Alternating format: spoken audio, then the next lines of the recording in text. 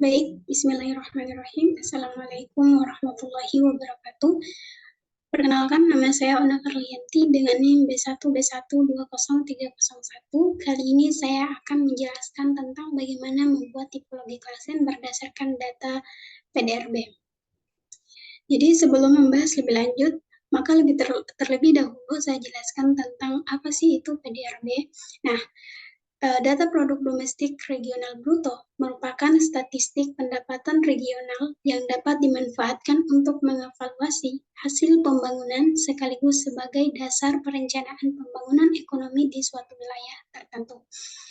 Nah, PDRB sendiri pada dasarnya merupakan jumlah nilai tambah yang dihasilkan oleh seluruh unit usaha dalam suatu wilayah tertentu atau merupakan jumlah nilai produk barang dan jasa yang dihasilkan di dalam wilayah domestik untuk selanjutnya digunakan sebagai konsumsi akhir masyarakat.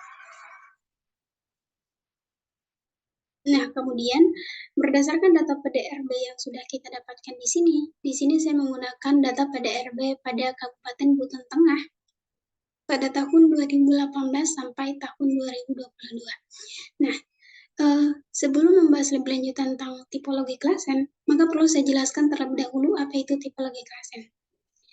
Analisis tipologi klasen adalah alat analisis ekonomi regional yang digunakan untuk mengetahui gambaran tentang pola dan struktur pertumbuhan ekonomi masing-masing daerah.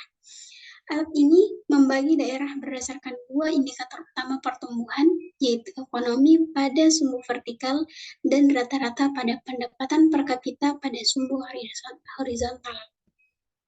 Nah, berdasarkan kriteria tersebut, daerah yang diamati dapat dibagi menjadi 4 kuadran wilayah, yaitu yang pertama, daerah berkembang cepat, kemudian yang kedua daerah maju, yang ketiga daerah maju dan tertekan,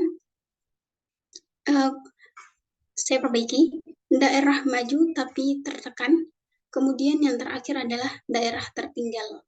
Nah, langsung saja, sebelum kita membuat tipologi klasen pada kolom ini, maka terlebih dahulu kita siapkan dulu data PDRB pada Kabupaten Tengah, pada Buton Tengah.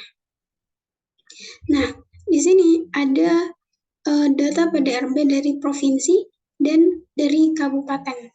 Gunanya adalah saya untuk di analisis tipologi klasen ini kita akan membandingkan antara PDRB kabupaten dan PDRB tingkat provinsi. Nah, pada PDRB Kabupaten Buton Tengah, pada lapangan usaha PDRB di sini sudah ada datanya, yaitu dari 2018 sampai 2022.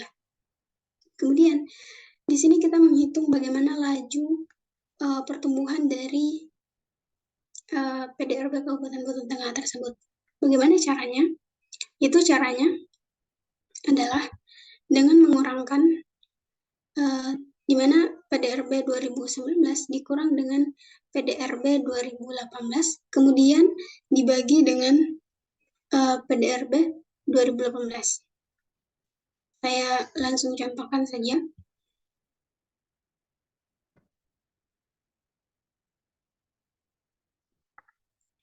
Nah, yang pertama sama dengan PDRB 2019 dikurang dengan PDRB 2018, kemudian dibagi dengan PDRB 2018. Nah, pada pengurangan jangan lupa kita beri tanda kurung,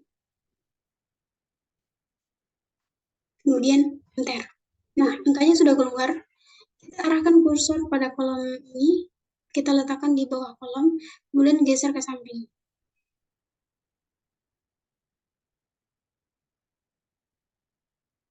Kemudian jika sudah muncul nilainya, maka kita geser ke bawah.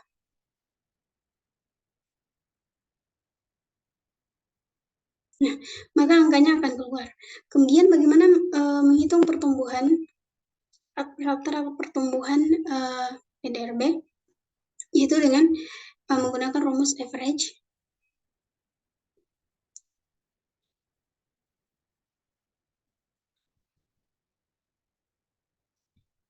Caranya sama dengan kita ketik average.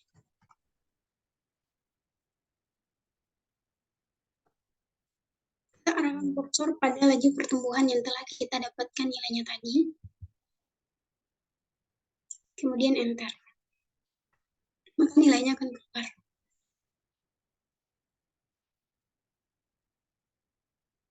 Nah, seperti ini. Setelah kita mendapatkan rata-rata pertumbuhan, kemudian kita menghitung kontribusi berdasarkan data pada RB 2018 sampai 2022. Caranya yaitu dengan membagi lapangan usaha pada tahun awal dengan jumlah lapangan usaha yang ada pada 2018. Kita langsung saja ke contohnya, teman-teman.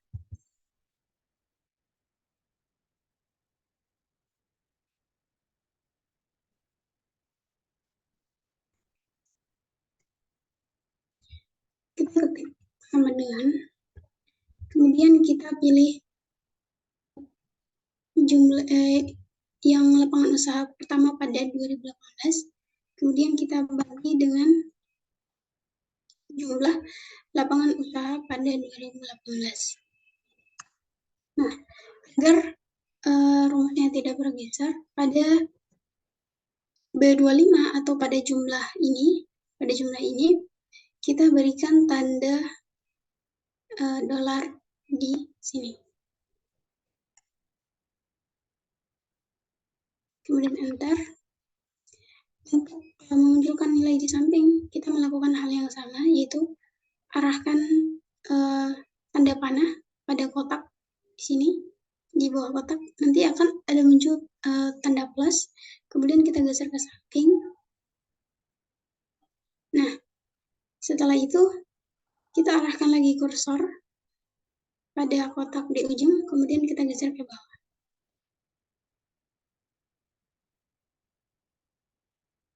Nah, kemudian setelah data kontribusi kita dapatkan pada PDRB yang telah dengan data yang telah tersedia, kemudian kita menghitung rata-rata pertumbuhan. Rata-rata pertumbuhan, cara menghitung rata-rata pertumbuhan ini sama dengan menghitung rata-rata pertumbuhan yang ada di sini dengan menggunakan rumus average.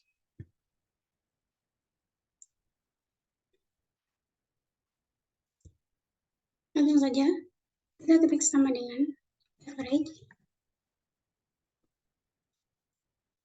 Kemudian kita arahkan kursor ke samping pada data kontribusi yang telah kita dapatkan tadi, kemudian enter. Di sini kita dapatkan nilainya sebesar 38%. Kemudian kita arahkan kursor lagi, kemudian geser ke bawah.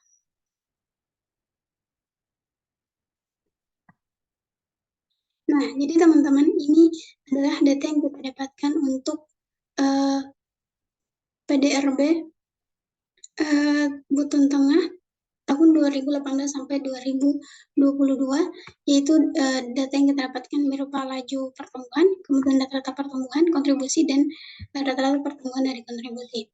Nah, yang nanti akan kita gunakan untuk analisis tipologi klasen, yaitu adalah data rata-rata pertumbuhan dan rata-rata pertumbuhan atas kontribusi. Data yang ini. Nah, kemudian teman-teman, bagaimana dengan caranya kita membuat tipologi klasen?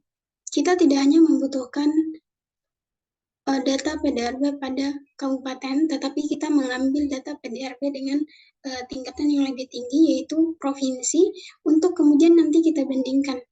Nah, di sini sudah ada data PDRB dari provinsi. Saya mengambil Provinsi Jambi sebagai perbandingan dengan PDRB yang ada di Buton Tengah.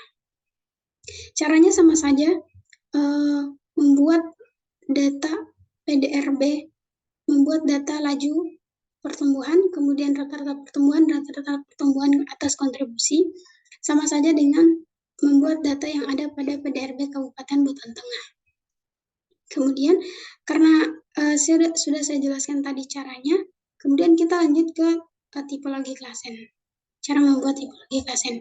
Nah, di sini sudah ada kolom lapangan usaha, yaitu usaha apa saja yang ada di Kabupaten Buton Tengah ataupun di Provinsi Jambi itu sendiri. Kemudian kita memasukkan rata-rata pertumbuhan dari Provinsi Jambi dan rata-rata distribusinya. Yang ini. Kemudian hal yang sama kita lakukan pada Kabupaten Buton Tengah dengan memasukkan rata-rata pertumbuhan dan rata-rata distribusinya. Kemudian setelah kita menghitung semua rata-rata pertumbuhan dan rata-rata distribusi atas Provinsi Jambi dan Kabupaten Buton Tengah, kemudian kita membuat perbandingan. Apakah sektor usaha pada Kabupaten Buton Tengah itu termasuk dalam sektor maju, ini dalam sektor maju dan tumbuh pesat, kemudian sektor maju tapi tertekan, kemudian sektor potensial atau masih dapat berkembang dengan pesat, atau sektor relatif tertinggal. Nah, kita langsung saja. Di sini kan tadi kita sudah mendapatkan rata-rata pertumbuhan Kabupaten Buton Tengah, yaitu yang ini, rata-rata pertumbuhan Kabupaten Buton Tengah, yang ini, dan rata-rata dan rata-rata distribusinya, yaitu ini. Setelah kita dapatkan, kita masukkan ke sini, kita pindahkan.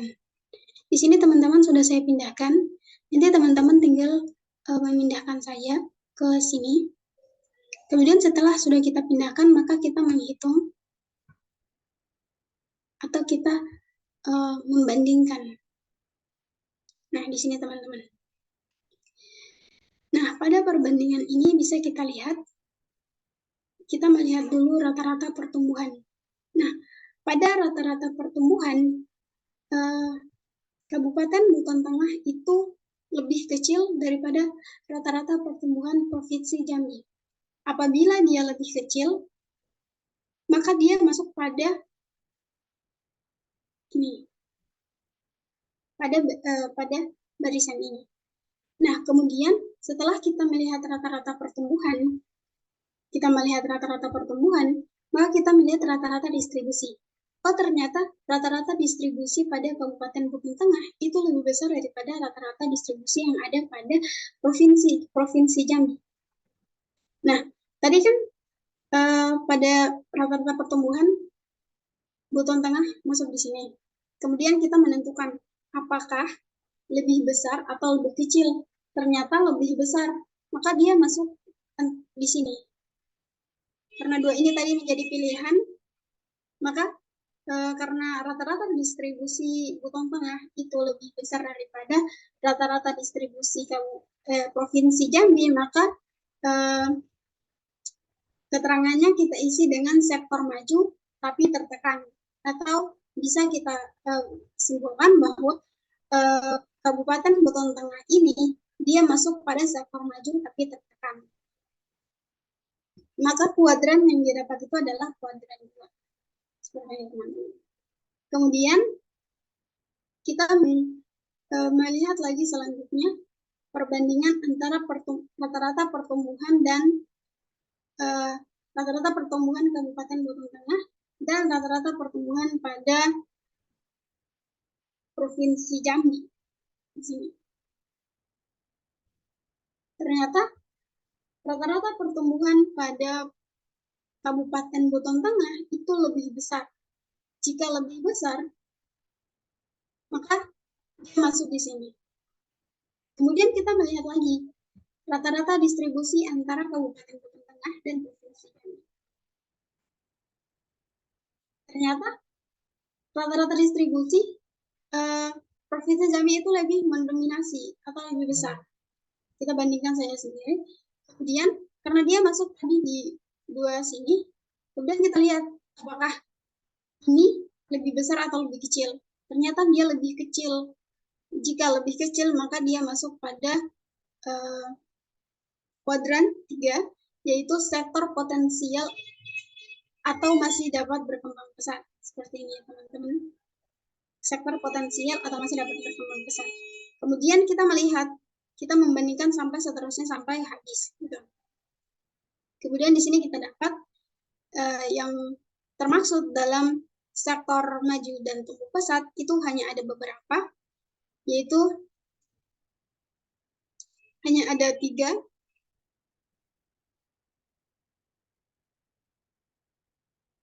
ya teman-teman.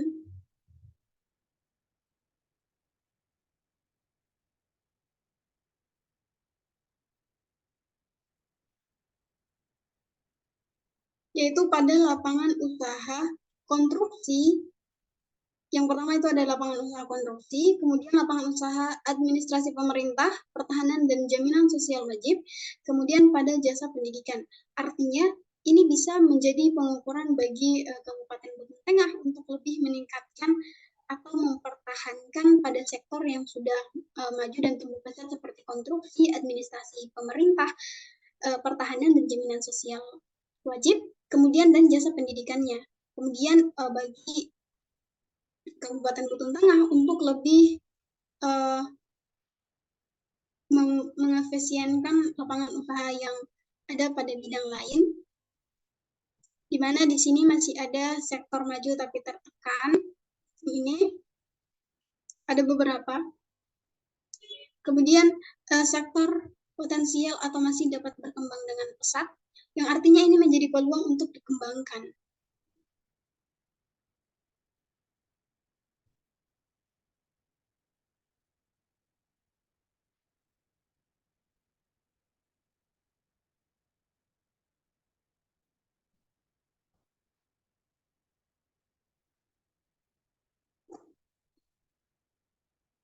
Nah, ada dua di sini.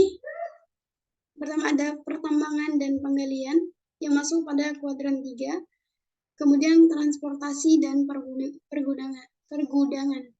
Yang kemudian ini menjadi perhatian bagi pemerintah daerah setempat untuk lebih memperhatikan sektor yang potensial atau masih dapat berkembang untuk kemudian kedepannya dikembangkan dan diperhatikan lebih lanjut.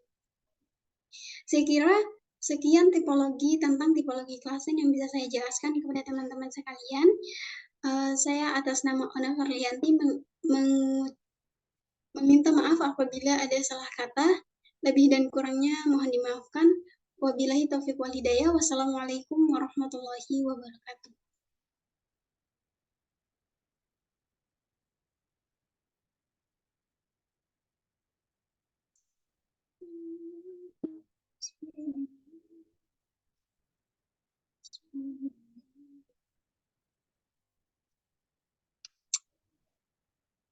Waduh, kenapa nih?